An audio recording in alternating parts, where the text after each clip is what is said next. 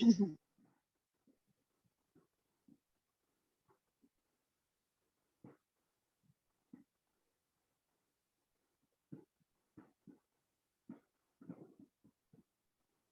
अस्सलाम वालेकुम बच्चों।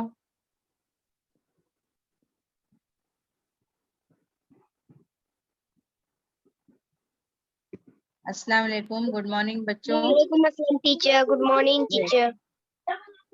मैं आपकी teacher Syed Hasina Bano, Kurla Naupada municipal Urdu school L ward. आपके आज आपको हिंदी सब्जेक्ट में से लेसन पढ़ाऊंगी मैं। लास्ट टाइम हमने आई थिंक मैथ्स कंप्लीट किया था ना, याद है आपको? ठीक है, आज हिंदी का हम ले रहे हैं, क्योंकि हिंदी में अभी सेकंड टर्म में हमारा लेसन अभी स्टार्ट हो गया था। जोकर, आई थिंक मैंने जोकर करवाया था मैंने आप लोग को दूसरी इकाई में से, है ना? जोकर और स्वतंत्रता, स्वतंत्रता, जोकर, ये सारे लेसन हमने पढ़े थे, याद है ना आप लोगों को? Yes teacher. हाँ, तो आज 16th of November 2021, तो टुडे इज ट्यूसडे, मंगलवार। आज हमारा विषय हिंदी है और उसका टॉपिक जो है उपघटक उत्तम शिक्षा। उत्तम शिक्षा हमारा लेसन का नाम है। सबसे पहले तो आप मुझे ये आप बताएंगे कि आपको उत्तम शिक्षा का क्या मतलब समझ में आ रहा है। शिक्षा का मतलब तो आप समझते हैं ना, पढ़ाई। शिक्षा क्या? हाँ, पढ़ाई। पढ़ाई। पढ़ाई मीन्स तालीम, है ना? तालीम, एजुकेशन, है कि नहीं? है ना? हाँ। उत्तम, उत्तम मीन्स क्या? उत्तम शिक्षा मतलब अच्छी शिक्षा। अच्छी, अच्छी और यानी वेरी गुड। हाँ, अच्छी और बहुत अच्छी। तो बहुत अच्छी को क्या कहते हैं? उम्दा, बेहतरीन, जिसे हम एक्सेलेंट कहते हैं, है ना? यानी बहुत अच्छी शिक्षा, एक्सेलेंट, उम्दा। उम्दा तालीम क्या होती है? उत्तम शिक्षा। तो आपको मालूम है तालीम जो है, यानी शिक्षा प्राप्त करने के बाद हमारा मनुष्य का क्या कर्तव्य होता है? सिर्फ किताबों को पढ़कर, पुस्तकों को पढ़कर बैठना नहीं होता है कि पुस्तकों में से जो ज्ञान हमें प्राप्त होता है वो हमें हमारे प्रैक्टिकल लाइफ में, यानी हमारे जीवन में हमें किस तरह से रहना है, किस तरह अपना व्यवहार रखना है, वो हमें सिखाता है ना? तो हमें अच्छे बुरे का फर्क बताता है, अंतर बताता है। तो उस पर अगर हम यानी कि अगर हम उस पर अमल नहीं कर रहे हैं तो फिर कोई फायदा नहीं। हम लाख किताबें पढ़ लेंगे, वैसे ज्ञान का कोई अर्थ नहीं होता है। अपने उर्दू में एक कहावत सुनी होगी ना, सॉरी कहावत कह रही हूँ, अक़वाले ज़र्री आप पढ़ते हो, अच्छी बातें पढ़ते हो, कि अमल के बगैर इल्म बेकार है ना? पढ़ा है ना आपने? अमल के बगैर हाँ। इल्म बेकार है। तो इसलिए कहते हैं कि इल्म हासिल करने के बाद, तालीम हासिल करने के बाद इंसान जो है वो इस काबिल बन जाए कि वो अपनी अमली जिंदगी में, मीन्स प्रैक्टिकल लाइफ में, अपने जीवन में उन सारी चीजों को अप्लाई करे जो कुछ उसने अ, अपनी पुस्तकों से जो ज्ञान उसने प्राप्त किया है।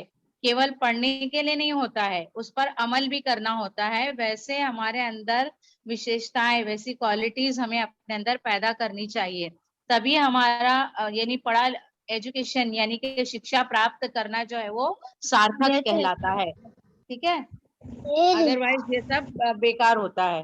तो आज हमारा पाठ जो है वो है उत्तम शिक्षा। हाँ, तो इसमें आप देखेंगे यहाँ पर दिया है, पढ़ो और समझो। आपकी बुक में एकदम टॉप पर लिखा हुआ है ये पाठ नंबर 6, उत्तम शिक्षा। तो उत्तम शिक्षा का अर्थ आपको समझ में आ गया ना? अच्छी बात, अच्छे से, ठीक है? हाँ। ठीक है, चलो आगे बढ़ते हैं। अभी यहाँ पे देखो थोड़ा सा कुछ परिचय दिया हुआ है, पाठ नंबर 6, उत्तम शिक्षा। ये मैं पढ़ती हूँ, आप लोग ध्यान से सुनेंगे। यहाँ देखो राइट साइड में क्या दिया है? महात्मा गांधी, महात्मा गांधी। हाँ, यानी इसके राइटर जो है वो महात्मा गांधी है। महात्मा गांधी को आप तो जानते ही है ना? महात्मा गांधी के हाँ। बारे में कौन नहीं जानता, है ना? अभी पिछला जो मंथ गुजरा है, अक्टूबर का मंथ, तो उसमें हमने क्या किए थे? कौन सा दिन सेलिब्रेट किए थे महात्मा गांधी के महात्मा नाम से? गांधी। हाँ, क्या था? कौन सा दिन गांधी था जयंती। बेटा? गांधी जयंती। वेरी गुड, हाँ एक्सेलेंट, बहुत अच्छा आंसर दिया आपने। तो 2 अक्टूबर को गांधी जयंती था, है ना। तो यहाँ पर देखो, यहाँ राइटर जो है ना, मतलब लेखक जो है वो महात्मा गांधी है। उन्होंने इसमें क्या लिखा है, क्या बताया है, हम देखेंगे। जन्म, उनका जन्म जो है 2 अक्टूबर 1869 को हुआ था। 2 अक्टूबर 1869 पोरबंदर गुजरात में हुआ। पोरबंदर गुजरात में हुआ। आपको मालूम है गुजरात जो है, मैं ये पूरा पढ़ लेती हूँ फिर आपको एक्सप्लेन करती हूँ। और मृत्यु, मृत्यु यानी कि उनकी डेथ, यानी वो कब मर गए? 30 जनवरी सन 1948, है ना। 30 जनवरी सन 1948। अब इनका परिचय यहाँ पे दिया हुआ है। परिचय मीन्स उनका इंट्रोडक्शन दिया हुआ है। तो आप राष्ट्रपिता की उपाधि से जाने जाते हैं। आप मीन्स कौन? ये महात्मा गांधी। इनको राष्ट्रपिता कहते हैं, मालूम है ना आपको? राष्ट्रपिता यानी फादर ऑफ नेशन। हाँ, बापू कहते थे ना बच्चे उनको, याद है आपको? पढ़ा है ना आपने, किताबों में पढ़ा है, लेसन पढ़े हाँ। हैं इसके बारे में। तो राष्ट्रपिता कहा जाता था, यानी फादर ऑफ नेशन। राष्ट्रपिता की उपाधि से जाने जाते हैं। उपाधि यानी कि खिताब, उनको ये खिताब मिला था राष्ट्रपिता का। तो प्रस्तुत पत्र में, अभी देखो ये जो लेसन हम पढ़ने जा रहे हैं, ये एक्चुअली में महात्मा गांधी ने एक पत्र लिखा है। पत्र लिखा है मतलब, पत्र यानी खत लिखा है उन्होंने। प्रस्तुत पत्र में, प्रस्तुत यानी के पेश किए हुए खत में वो यह बताया गया है कि शिक्षा का अर्थ मात्र अक्षर ज्ञान नहीं है। यानी शिक्षा का अर्थ, तालीम का मतलब सिर्फ अक्षर ज्ञान नहीं है, यानी लफ्जी तालीम नहीं है। अक्षर का मतलब क्या होता है? अक्षर यानी हुरूफ, है ना। अक्षर से शब्द बनते हैं, शब्दों से वाक्य बनते हैं, फिर वाक्यों से पूरा एक हमारा टॉपिक जो है बनता है। तो उससे जो है उसका ज्ञान सिर्फ जो है, शिक्षा का अर्थ मात्र अक्षर ज्ञान नहीं है, यानी सिर्फ पढ़ लेना, यानी किताबों में जो कुछ लिखा हुआ है, आपकी पुस्तक में जो लिखा है उसको पढ़ लेना, उसका ज्ञान प्राप्त करना उसके बारे में, सिर्फ ये शिक्षा का अर्थ नहीं है, तालीम का ये मतलब नहीं है। तो क्या मतलब है? चरित्र संवर्धन एवं कर्तव्य पालन भी है। अब चरित्र किसे कहते हैं? चरित्र यानी कि हमारा किरदार, हमारी शख्सियत, हमारा कैरेक्टर। समझ में आया? चरित्र संवर्धन, शख्सियत संवर्धन करना यानी कि संवारना, उसमें बदलाव लाना। अगर हम अपने आप को नहीं बदल पा रहे, हमारी शख्सियत जैसी की वैसी है। कुछ लोग होते हैं जो पढ़ लिख कर भी जो है वो उस काबिल के नहीं बनते, है ना। आपने देखा होगा ना, ऐसे लोगों को कहते हैं ना, अपने पढ़े लिखे जाहिल कहते हैं। लोग बोलते हैं कि अरे इतना पढ़ लिख के कुछ फायदा नहीं, इनको मतलब तमीज तहजीब नहीं है, और यानी कि किस तरह से दुनिया में कैसे लाइफ को स्पेंड किया जाए उनको नहीं पता है। तो चरित्र संवर्धन एवं कर्तव्य पालन भी है। कर्तव्य का मतलब होता है फर्ज, कर्तव्य का पालन करना यानी कि अपना फर्ज पूरा करना। जो कुछ आपने किताब में से, आपकी पुस्तक में से पढ़ा है, आपने जो ज्ञान प्राप्त किया है, उसका उपयोग आपको अपने जीवन में करना है, तभी आपका ज्ञान जो है वो सार्थक होगा। समझ में आई बात? और अगर आप ऐसा नहीं कर पाते हो, क्योंकि किताबों में बहुत बड़ी ऊंची ऊंची बातें लिखी होती है, जैसे कि सच्चाई पर चलना चाहिए, और आपको बहुत सारे अपने जीवन में क्या क्या करना चाहिए, किस तरह अपने लाइफ स्टाइल आपका कैसा होना चाहिए, लोगों के साथ आपका बिहेवियर कैसा होना चाहिए, कैसा व्यवहार होना चाहिए, बहुत सारी बातें आपको बताई जाती है ना। आप अच्छी बातें अपनी किताब से पढ़ते हो, वो सारी बातें आपके अंदर पैदा होनी चाहिए। आ गया समझ में?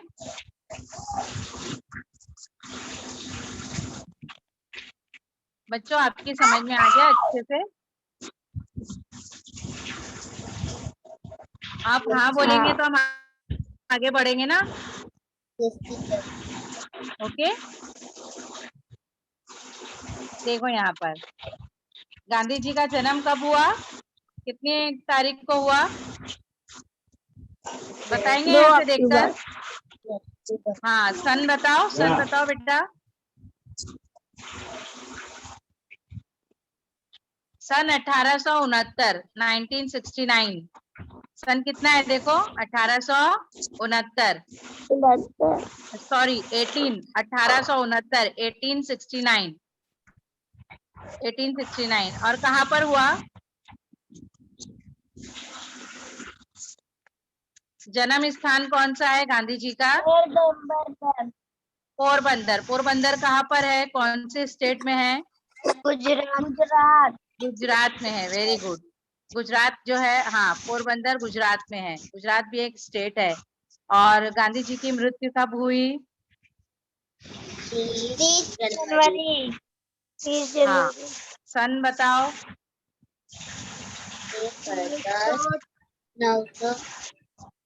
1900। हाँ, 1948। तो क्या पढ़ेंगे 48? 1948। 1947 को हमारा देश आजाद हुआ है ना, ये तो मालूम है ना आपको। 15 अगस्त 1947, 1947 को देश आजाद हुआ।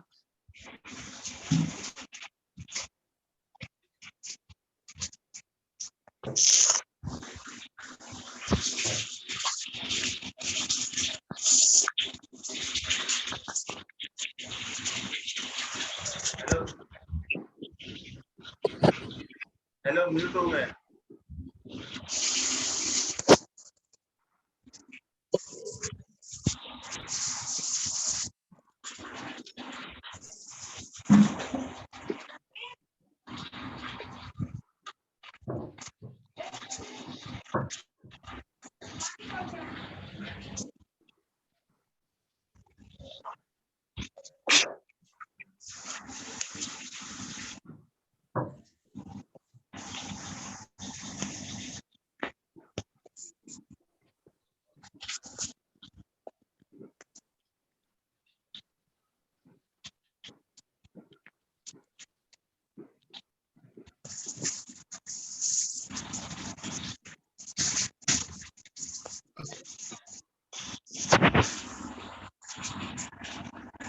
हेलो, म्यूट हो गए हो, अनम्यूट हो जाओ।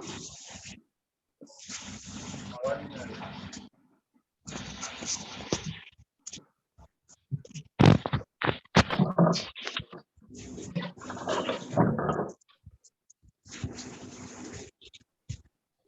टीचर। Hello teacher.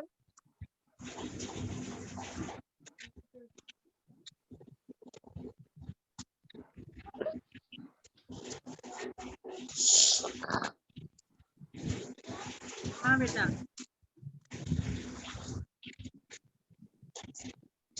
स्क्रीन देखो बेटा, दिख रहा है क्या? स्क्रीन पर आ रहा है? आ रहा है ना स्क्रीन पे? स्क्रीन पे आ रहा है ना? अच्छी बात है। मैं आपको कुछ क्वेश्चन कर रही थी ना, 1948 का आपको बता रही थी, ये सुने थे ना आप लोग ने? गांधी जी को कौन सी उपाधि दी गई बेटा? राष्ट्रपिता। राष्ट्रपिता। बोलो। राष्ट्रपिता। हाँ ठीक है। चलो अभी आगे देखते हैं। ये हमारे गांधी जी है, जो जिन्होंने स्वतंत्रता की लड़ाई लड़ी। स्वतंत्रता प्राप्त करने में गांधी जी जो है उसके बहुत बड़े लीडर है, राष्ट्रपिता महात्मा गांधी। ठीक है। अब यहाँ पे देखो गांधी जी कहाँ पर उनका जन्म स्थान है, हमने अभी यहाँ पर पढ़ा था।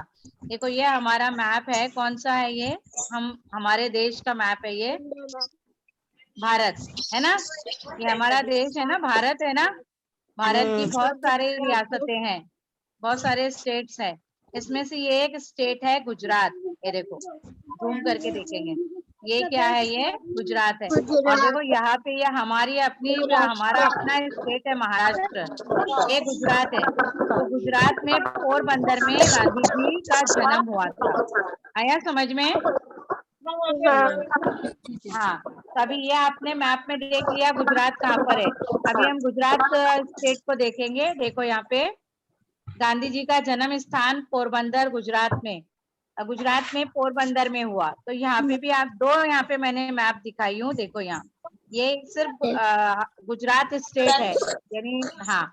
यहाँ पे आप देखेंगे पोरबंदर किधर है, देखो यहाँ पे यहाँ है पोरबंदर। ये है, देखो ये रेड से लिखा हुआ है ना यहाँ। ये जो है ये पूरा स्टेट है गुजरात। अभी यहाँ भी आप अच्छे से देख सकते हो, देखो ये गुजरात स्टेट है, गुजरात रियासत है। जैसे उसके बाद हमारी महाराष्ट्र रियासत है यहीं से लगी हुई, और ये जो है पोरबंदर का इलाका है। समझ में आया बेटा? Yes teacher. ओके, चलो अभी आगे देखते हैं। यहाँ देखो पोरबंदर जो है ना, पोरबंदर ये एक बंदरगाह है एक्चुअली। क्या है ये? पोर्ट कहते हैं ना जिसे, जहां पर जहाज, पानी के जहाज चलते हैं जहां पर। हाँ, जैसे हमारे यहाँ मुंबई में ये है ना गेटवे ऑफ इंडिया, आपने देखा होगा ना। तो इसी तरह ये भी एक पोर्ट है, इसको पोरबंदर कहते हैं, इसका नाम है। और ये देखो गांधी जी का घर है, ये birth place of Mahatma Gandhi. ठीक है, समझ में आ रहा है आप लोगों को? इसका स्क्रीनशॉट चाहो तो आप लेके रख सकते हैं। ये गांधी जी का जन्म स्थान है पोरबंदर में, आपको मैंने मैप में भी दिखाया। और ये वो घर है जहां पर गांधी जी का जन्म हुआ था। ये पोरबंदर है, बीच है, ये साहिली इलाका है। ये एक पोर्ट है, बंदरगाह कहते हैं जिसे। आप ज्योग्राफिया में पढ़ते हैं ना बंदरगाहों के बारे में, जहां से पानी के जहाज आते जाते हैं, ठहरते हैं। ठीक है, ले लिए स्क्रीनशॉट? चलो अभी लेसन की तरफ जाते हैं। कार्य हमारा, कार्य हमारा में आप देखेंगे, चित्र देखकर क्रिया युक्त शब्दों में वाक्य से शब्द बनाओ। अभी यहाँ पे कार्य और ये क्रिया का मतलब क्या होता है? काम। काम यानी कि वर्ब, नाउन कहते, वर्ब कहते जिसे, सॉरी वर्ब, यानी आप उर्दू में उसको क्या कहते हो? फेल कहते हो, काम कहते हो। तो यहाँ पर आप देखेंगे अलग अलग पिक्चर में, चित्र में देखकर आप बताएंगे कौन क्या कर रहा है। ये लड़की क्या कर रही है? देखो सेब खा रही है। सेब खा रही है। और ये बच्चे क्या कर रहे हैं? हंस रहे हैं। हंस रहे ये हैं। लड़का खाना खा रहा है। यहाँ पर उसको खाना खिला रहे हैं। कौन खाना खिला रही है? दोनों कौन है इस बच्चे के? माँ बाप है। माँ बाप है, वेरी गुड, माता पिता। और ये उसको खिला रही है अपने बच्चे को। ओके, हाँ उसको खिला रहे हैं। यहाँ पे अलमारी में देखो बहुत सारे खिलौने रखे हुए, टॉयज है। वो क्या हो रहा है यहाँ पे? सारे खिलौने जो है माँ अपने बेटे को नीचे गिरे हैं, है ना, गिर रहे हैं नीचे। और यहाँ देखो नीचे ये क्या कर रही है ये औरत? अपने सुला बच्चे को रही है अपने बच्चे को। हाँ सुला रही है। ठीक है, तो इस पे आपको वाक्य बनाना है। ठीक है, देखो मैंने यहाँ पे कुछ वाक्य, इस चित्र को देखते हुए आप वाक्य बनाएंगे। जैसे कि पहला वाला चित्र आपने ये वाला देखा था, तो इसके ऊपर क्या है? नंबर 1, लड़की सेब खा रही है। लड़की सेब खा रही है। तो ये खा रही जो है, खा रही है, ये क्रिया है, यानी कि कार्य है। मतलब वाक्य में जो वर्ब आया है, काम आया है, वो बता रहा है। दूसरा वाला वाक्य ये वाला, इसका बच्चे हंस रहे हैं, है ना, बच्चे हंस रहे हैं। तो इसमें क्रिया कौन सी है बेटा? कार्य कौन सा है? हंस रहे हैं।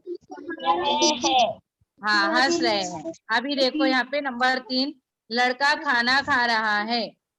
ये लड़का क्या कर रहा है? खाना खा रहा है। बच्चे को खाना खिला रहे हैं। माता पिता बच्चे को खाना खिला रहे हैं, खिला रहे हैं, खा रहा है, खिला रहे हैं। तो ये खा रहा है, खिला रहे हैं, ये सब क्या है? क्रिया है। अभी इसके बाद देखो, माँ बच्चे को खाना खिला रही है। माँ बच्चे को खाना खिला रही है, ये वाला चित्र। अलमारी से खिलौने गिर रहे हैं। ये जो अलमारी है, अलमारी से खिलौने गिर रहे हैं। और फिर माँ बच्चे को सुला रही है। यहाँ देखो, तो यहाँ देखेंगे खिला रही है, खिला रही है। गिर रहे हैं और अलमारी में सुला रही खिलौने है। गिर रही है। माँ हाँ बच्चे को सुला रही है। हाँ, तो ये गिर रही है, सुला रही है, खिला रहे हैं, खा रही है, खा रहा है, ये सारे जो शब्द है ये क्रिया है। गिर रहे ठीक हैं। है, हाँ वर्ब है। चलो स्क्रीनशॉट ले लिए ना? Yes teacher. चलो अभी हमारा लेसन स्टार्ट करते हैं यहाँ से। देखो तो बुरा यहाँ से स्टार्ट हुआ है येरोड़ा मंदिर। येरोड़ा मंदिर 8 नवंबर 32 का मतलब ये हुआ कि 8 नवंबर सन 1932 सॉरी सन आई थिंक 1832 होगा, है ना? क्या होगा? गांधी जी का डेट ऑफ बर्थ क्या था? 1868 था, तो जाहिर है ये 1932 होगा, है ना? 1932 1932 का है ये। तो प्यारे मणिलाल पत्र जब हम लिखते हैं ना, ये लेसन होने के बाद आपको मैं नेक्स्ट पीरियड में पत्र के बारे में बताऊंगी। तो यहाँ पे देखो क्या लिखा है, प्यारे मणिलाल। अब ये मणिलाल कौन है इनके, ये भी हम देखेंगे। शुभ आशीष, उन्होंने क्या कहा है? शुभ आशीष। शुभ आशीष का मतलब क्या है? तुम्हें खूब सारी कामयाबी मिले। शुभ आशीष का मतलब क्या होता है बेटा? तुम्हें कामयाबी मिले, यानी हम कहते हैं ना अल्लाह तुम्हें कामयाबी दे, है ना? ईश्वर तुम्हें खूब कामयाबी दे। चलो अभी यहाँ पे लेसन हम स्टार्ट करते हैं यहाँ से। तो मैंने जो पारिवारिक बोझ तुम्हारे सिर पर दिया है उसका निर्वहन करने में तुम समर्थ हो। मुझे ऐसा लगता है कि तुम पूरे आनंद के साथ इसे उठा रहे हो। मैंने कारागृह में बहुत कुछ पढ़ा है। मेरा ऐसा मानना है कि शिक्षा का अर्थ मात्र अक्षर ज्ञान नहीं है। शिक्षा का अर्थ है चरित्र संवर्धन एवं कर्तव्य पालन। तुम्हें आजकल उत्तम शिक्षा प्राप्त हो रही है। माँ की सेवा हो या भाभी जी की, अथवा रामदास एवं देवदास का अभिभावक बनना, इससे अधिक अच्छी शिक्षा कौन सी हो सकती है? ये कार्य तुम अच्छी तरह से करो तो आधी से भी अधिक शिक्षा पूरी करने जैसा ही है। अभी आप यहाँ देख रहे हैं कि गांधी जी ने मणिलाल को पत्र लिखकर कहा है। अब ये मणिलाल कौन है इसके बारे में हम देखेंगे। देखो यहाँ पर गांधी जी के पूरे फैमिली का फोटो है। ये इस चित्र में आप देख रहे हैं, ये गांधी जी है और ये गांधी जी की पत्नी है कस्तूरबा गांधी, ठीक है। यहाँ लेफ्ट साइड में जो है ये गांधी जी की माता है जिनका नाम पुतलीबाई था। ये राइट में गांधी, राइट साइड में कौन है? ये करमचंद गांधी। ये कौन है इनकी माता के बाजू में? हाँ, इनकी माता के बाजू में कौन है? हाँ ये कौन है? करमचंद गांधी है ना? तो आपको मालूम है गांधी जी का पूरा नाम मोहनदास करमचंद गांधी था, क्योंकि करमचंद उनके पिता का नाम है, ठीक है। अभी यहाँ पे देखो बेटा, ये नाम गांधी जी के 4 बेटे थे। कितने बेटे थे? 4 बेटे थे। तो ये सबसे बड़े वाले जो बेटे हैं इनका नाम यहाँ पे देखो हरिलाल। ये दूसरा बेटा मणिलाल। अभी जो मणिलाल जो पत्र में गांधी जी ने जिसके नाम से पत्र लिखा है वो कौन है? ये है मणिलाल। और ये उनसे छोटे रामदास और ये देवदास। तो गांधी जी कारागृह में है, यानी कि जेल में है। तो उस समय अपने पूरे परिवार का बोझ किसके ऊपर आ गया है? मणिलाल के ऊपर, क्योंकि मणिलाल जो है ये इन भाइयों से बड़े हैं। हरिदास और रामदास और देवदास से ये बड़े हैं। तो ये इनके माँ बाप, माता पिता, अभिभावक बनकर इनका ध्यान रख रहे हैं। समझ में आया? ये जो है रामदास और देवदास उस समय छोटे थे जिस वक्त गांधी जी आजादी की लड़ाई के समय गांधी जी अक्सर उनको अंग्रेज हुकूमत जो है वो जेल में डाल दिया करती थी। तो क्योंकि वो हुकूमत के खिलाफ आवाज उठाना अंग्रेजों को पसंद नहीं था, इसलिए वो उन्हें जेल में डाल देते थे। तो ये मणिलाल जो है ये इनके बड़े बेटे थे, हरिलाल मणिलाल। तो मणिलाल पर पूरे परिवार की जिम्मेदारी आ गई थी। तो मणिलाल जो है इनके अपने छोटे भाइयों का ख्याल रख रहे थे। अपने घर में अपनी माता और अपने भाई बहनों का, भाइयों का ख्याल रख रहे थे। आ गई बात समझ में? ये वाले इस स्लाइड का आप स्क्रीनशॉट ले लो। ओके टीचर, ले लो क्या?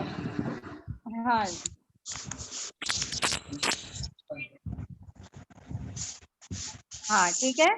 अभी यहाँ पर आपको ये वाला पैराग्राफ समझ में आया बेटा? गांधी जी ने मणिलाल को क्या कहा? शुभ आशीष, यानी कि तुम्हें हमेशा खूब सारी कामयाबी मिले, है ना। तो कहा कि मैंने जो पारिवारिक बोझ तुम्हारे सिर पर दिया है, यानी मैंने तुम्हारे ऊपर परिवार का जो बोझ डाला है, गांधी जी कह रहे हैं अपने बड़े बेटे मणिलाल से, ये मणिलाल से कह रहे हैं, उसका निर्वहन करने में तुम समर्थ हो। निर्वहन करने में मतलब उसको निभाने में, उसको पूरा करने में तुम समर्थ हो, यानी समर्थ हो मतलब तुम उसके काबिल हो, तुम उसमें कामयाब हो गए, सक्सेसफुल हो। समझ में आया? समर्थक हो, समर्थ हो।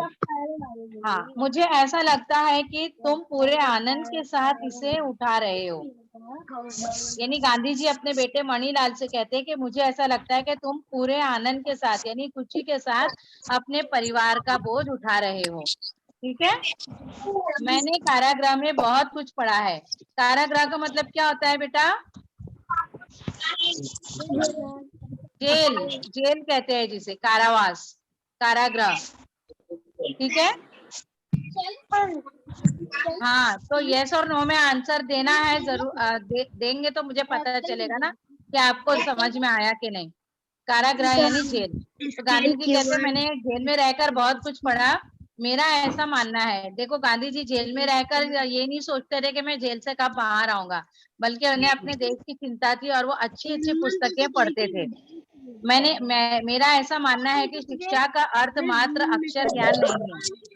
वो कहते हैं कि मेरा ये मानना है, मैं ये मानता हूँ कि तालीम का अर्थ यानी कि मतलब ये नहीं है कि सिर्फ अक्षर ज्ञान, यानी सिर्फ हुर्फों की तालीम, अल्फाज की तालीम हासिल करना, किताब में से पढ़ लेना, ये ज्ञान नहीं है। असल ज्ञान क्या है? असल शिक्षा क्या है? देखो यहाँ उन्होंने बताया है, शिक्षा का अर्थ है चरित्र संवर्धन।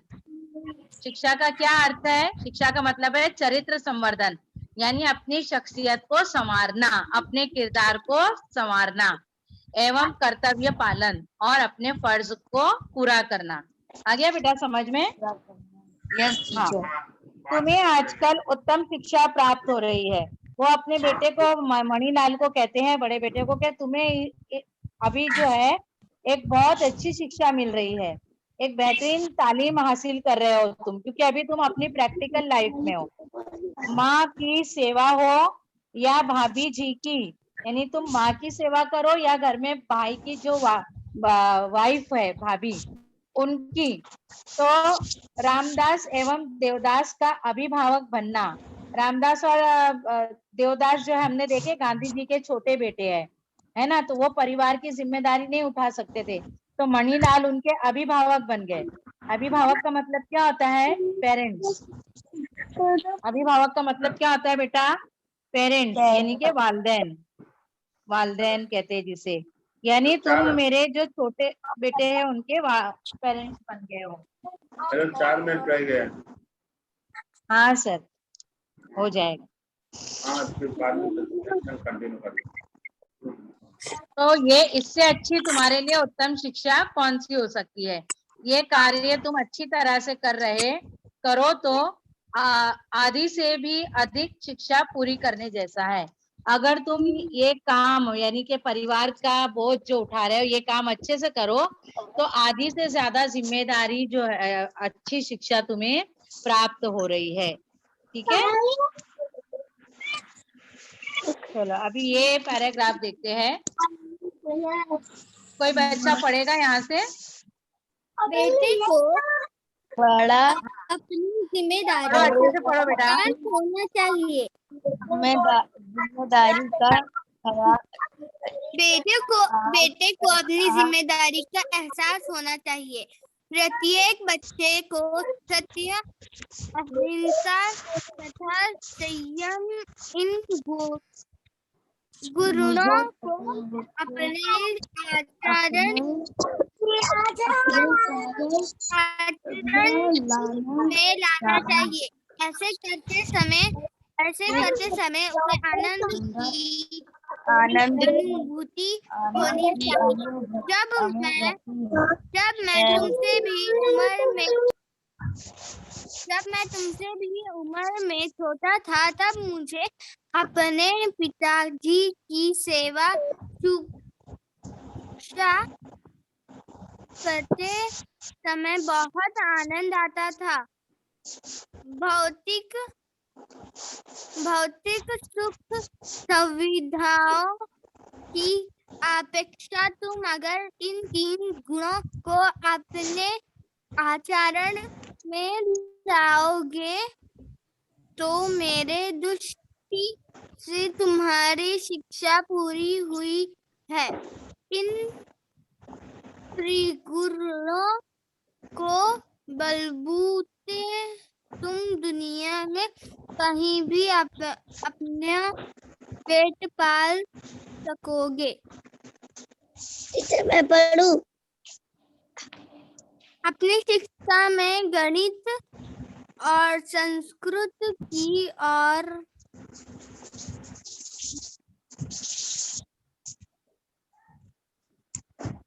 जो शिक्षा प्राप्त करने हैं वो दूसरी की काम आए। अपनी शिक्षा में गणित और संस्कृत की और अधिक ध्यान दो। तुम्हें संस्कृत की बहुत आवश्यकता है। आगे चलकर इन 2 विषयों की पढ़ाई करना कठिन हो जाता है। संगीत के प्रति लापरवाही मत बरतो। हिंदी भाषा के गीतों को एक कॉपी में सुंदर सुडौल अक्षरों में लिखो। ये